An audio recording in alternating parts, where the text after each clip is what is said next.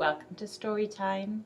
I'm Anna and today I'm going to read Rabbit, Rabbit, Rabbit, Rabbit, Rabbit. A story about a little frog who's always hopping about. He just can't help himself. It's by Lydia Monks and it's called Frog Hops Off.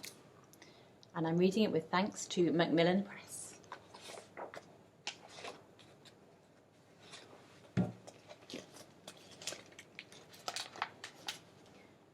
Frog was always very bouncy. But today he was feeling very bouncy indeed. Boing, boing, boing. He couldn't wait to get to Twit-Twoo School. His teacher, Miss Hoot, had said that today they were going exploring.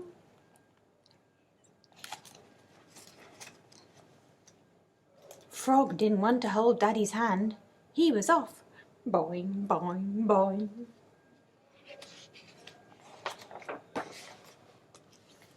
When Daddy finally managed to catch up with Frog, he said, "Now, listen to what Miss Hoot says today. No bouncing off on your own." "Yes, Daddy," said Frog, who was trying to hold in a huge hop. Frog got to school very early. Eventually, the other children arrived.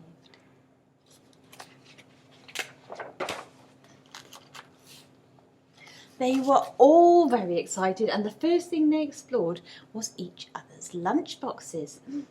Frog managed to drop his on the floor. Mole helped him pick it up. Owl was very proud of his lunch. He had made it all himself. Rabbit had already eaten most of hers. Miss Hoot gathered the class around. "Today, children," she said, "we are going underground." Frog jumped up, boing, knocking over his lunchbox again. It was going to be even better than he thought. Oh.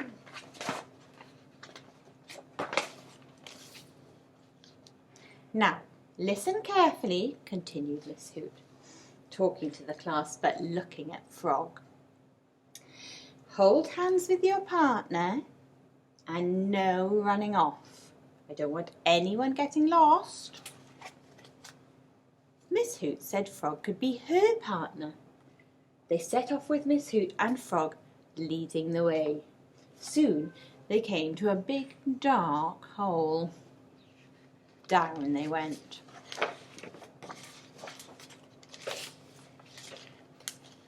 Frog could hardly control his bounces. It was all so exciting. He'd never been underground before. He wanted to jump off ahead to see what was around the next corner, but he remembered what Daddy and Miss Hoot had said. And he was trying, really trying, to be good.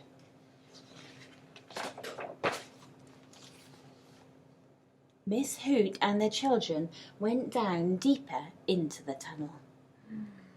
Mouse held on tight to Rabbit's hand. She was feeling a bit nervous. Rabbit wondered if it was lunchtime yet. Mole found a worm. So did Owl. It was the same worm. Frog thought worms were boring. He was much more interested in what was up ahead. He was a brave explorer after all. Frog hopped around the corner. Boing!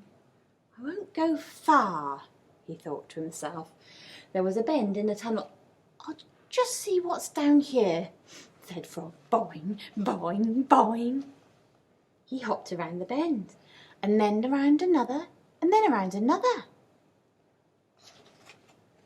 As Frog hopped further down the tunnel, he started to wonder, what if someone lives down here? Not a worm, but someone not very nice, or a goblin or a troll or A dragon!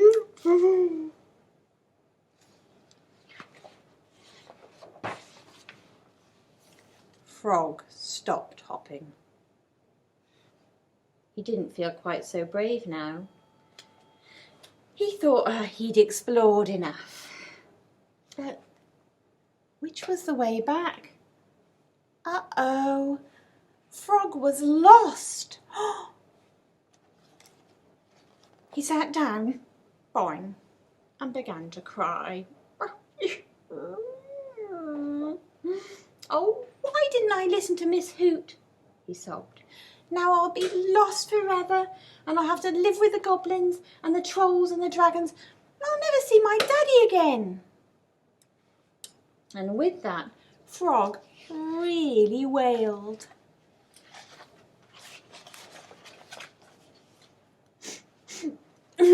Suddenly, Frog stopped sobbing. What was that he'd heard? Something was coming down the tunnel. A dragon, cried Frog. And by the sound of the footsteps, it wasn't just a dragon that was coming. It was some goblins and trolls too. Frog closed his eyes tight. He was doomed. But there you are, said the dragon in a friendly voice. A voice that actually sounded a lot like Miss Hoot. Frog opened his eyes. It was Miss Hoot and all the other children. Not a dragon or trolls or goblins at all. Didn't I tell you not to bounce off ahead? Said Miss Hoot. You must learn to listen, Frog. Yes, Miss Hoot. I'm really, really sorry, Miss Hoot, said Frog in a relieved voice. Phew. Whew. He was feeling a little bit silly now. I won't do it again. I'm a really good listener. I'm happy to hear that, said Miss Hoot. Now, who would like some lunch? And all the children cheered. Yay!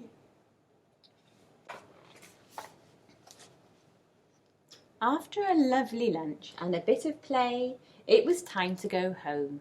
And here was Daddy. Frog was so pleased that he bounced his biggest bounce of the day. Boing! Just couldn't help himself. Frog and Daddy hopped off together, and this time Frog held his daddy's hand all the way home. And there they go. Phew! I'm glad it wasn't a dragon in the tunnel, weren't you? See you next time for another story. Bye!